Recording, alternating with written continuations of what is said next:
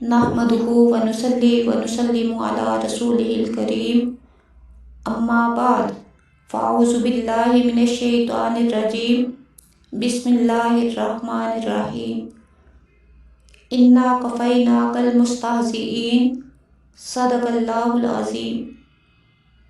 اے حبیب، بے شک آپ کا مذاق اڑانے والوں سے بدلہ لینے کے لیے ہم کافی ہیں۔ اس آیت میں جن لوگوں کا ذکر ہے ان کے رہنما 5 آدمی تھے۔ یہ پانچوں لوگوں کو نبی علیہ السلام کی مخالفت میں اکساتے تھے، نبی علیہ السلام پر پھپتیاں کستے تھے، نبی علیہ السلام کا تمسخر اور مذاق اڑاتے تھے۔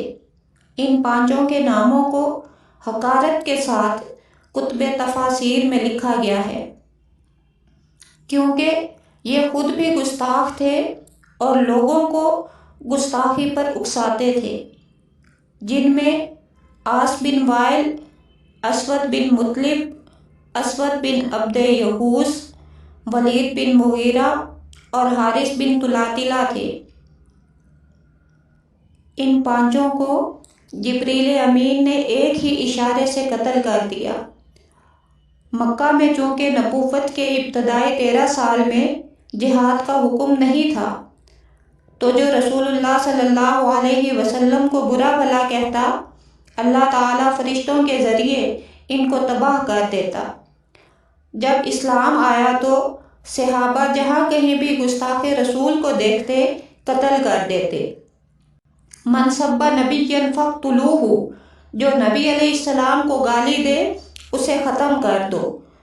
نبی علیہ السلام کا سگا چچا ابو لہب، جس کی مذمت میں اللہ نے پوری سورت نازل کی، اس کے 2 بیٹوں کے ساتھ نبی علیہ السلام کی 2 شہزادیوں کی منکحت ہوئی تھی، لیکن شہزادیوں کی رخصتی نہیں ہوئی تھی۔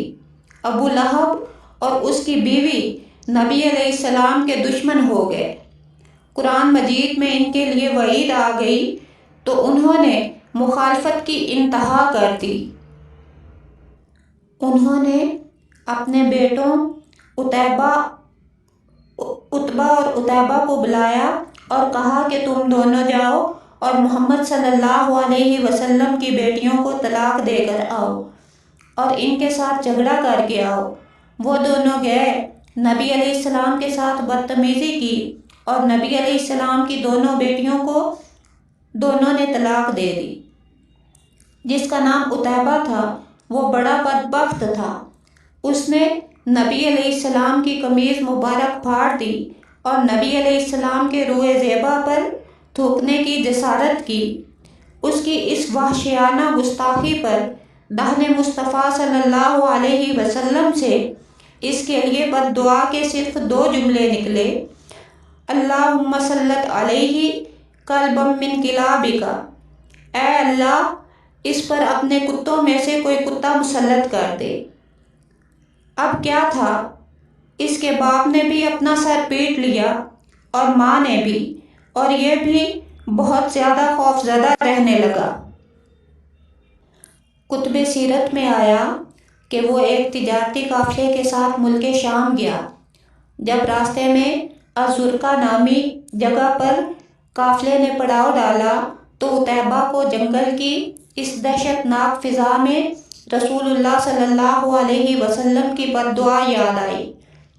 وہ خوف سے کانپنے لگا، چنانچہ اسی بد دعا کے خوف سے وہ اونٹوں اور قافلے والوں کے حصار میں بڑی حفاظت کے ساتھ سلایا گیا۔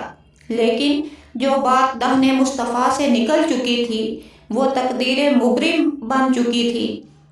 رات کو اس طرف ایک شیر آ نکلا۔ جو غلام پہرے پر کھڑے ہوئے تھے وہ حواس باختہ ہو گئے۔ شیر اونٹوں کے حصار کے اندر پہنچا۔ جس محفوظ جگہ پر عتیبہ کو سلایا گیا تھا وہ وہاں پہنچا۔ اس نے عتیبہ کا منہ سونگھا، اس کے گلے پر اپنے خونی دانت گاڑے اور اسے اس قافلے کے حصار میں سے گھسیٹتا ہوا باہر نکل گیا۔ قریب ہی جنگل تھا، اس جنگل میں لے جا کر اسے آہنی پنجے مار مار کر اس کا سینہ شق کر دیا اور اس کے پلید گوشت کو نہیں کھایا، نہ اس کا خون پیا۔ وہ تڑپ تڑپ کر کے اس جنگل کے اندر مر گیا۔ قیامت تک کے لیے جو کوئی بھی گستاخ رسول ہے اس کی سزا موت ہے۔ حکم یہ ہے کہ من سب نبی فاقتلوہ، گستاخ رسول کی سزا موت ہے۔ وما علینا الا البلاغ المبین۔